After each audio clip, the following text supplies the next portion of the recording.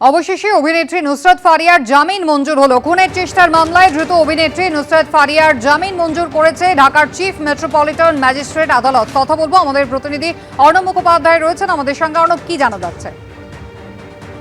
দেখো, ভাটাবা থানার হত্যা চেষ্টার মামলায় আজকে অভিনেত্রী নুসরাত ফারিয়া তাকে মঙ্গলবার ঢাকার সিএমএম আদালত তাকে জামিন দিয়েছে। তিনি গ্রেপ্তার হয়েছিলেন দুদিন আগে এবং দুদিন বাদেই তিনি জামিন পেলেন।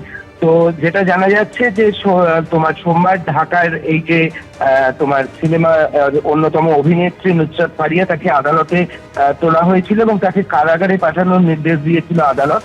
এবং তারপরে সেইটা নিয়ে কিন্তু একটা সমালোচনার ঝড় বয়। এমনকি সেখানকার যারা রয়েছেন উপদেষ্টা মণ্ডলীতেও যারা রয়েছেন বর্তমানে, তার মধ্যে হাসনাত আব্দুল্লাহ থেকে শুরু করে সারোয়ার ফারুকী, যিনি হচ্ছেন সংস্কৃত বিষয়ক উপদেষ্টা, তারাও বিষয়টা নিয়ে কিন্তু সরব হন, সমালোচনা করেছিলেন।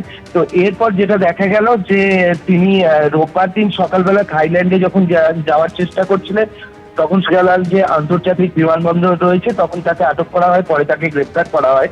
কিন্তু এই বিষয়টা নিয়ে যখন ঝড় ওঠে যে কি কারণে তাকে গ্রেপ্তার করা হলো, তিনি কি শুধুমাত্র একটা সিনেমায় অভিনয় করেছেন, শেখ হাসিনার চরিত্রে অভিনয় করেছেন, শুধুমাত্র সেটাই তার দোষ? একজন শিল্পী কলা কুশলীদের ওপর কেন এরকম ভাবে করা হচ্ছে? এর আগেও এক শিল্পীর ওপর এরকম ভাবেই তাকে আটক করা হয়েছিল, তাকে জিজ্ঞাসাবাদ করার জন্য নিয়ে যাওয়া হয়েছিল। এবং শাওনকে নিয়ে যেরকম ভাবে এর আগে জিজ্ঞাসাবাদ করা হয়েছিল, তার পাশাপাশি ফের এই নুসরাত ফারিয়া তাকে যে গ্রেপ্তার করা হয়, এবং সেইটা নিয়ে কিন্তু সরব হয় সব মহলই। শেষ পর্যন্ত আজকে তাকে জামিন দেওয়া হয়েছে এবং তিনি জামিন পেয়েছেন। অর্ণব, ধন্যবাদ।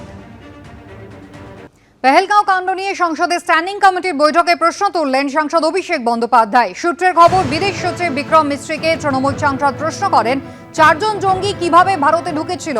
এই 4 জঙ্গি বর্তমানে কোথায় রয়েছে? তারা কি ধরা পড়েছে নাকি তাদেরকে শনাক্ত করে হত্যা করা হয়েছে? বিদেশ সচিব জানান, এটা তার মন্ত্রকের বিষয় নয়। নিরাপত্তা এবং সীমান্ত সংক্রান্ত বিষয় প্রতিরক্ষা এবং স্বরাষ্ট্র মন্ত্রকের অধীন। অভিষেক বন্দ্যোপাধ্যায়ের দ্বিতীয় প্রশ্ন ছিল, ট্রাম্পের সংঘর্ষ বিরতি মন্তব্যে আপত্তি জানাতে ভারত কি কূটনৈতিক পদ্ধতি ব্যবহার করেছে? তৃণমূল সাংসদের এই প্রশ্নে সরাসরি কোনো উত্তর দেননি বিদেশ সচিব বিক্রম মিস্ত্রি।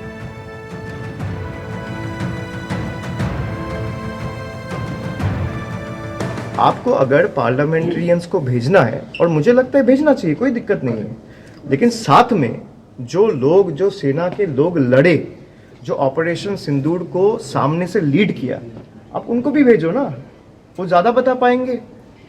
पाकिस्तान ने किस तरीके से टेरर को मदद किया है पिछले 5-6 दशकों में, वो पूरा दुनिया को जानना चाहिए। मैं बिल्कुल सहमत हूँ, and the world needs to come together and fight this collectively.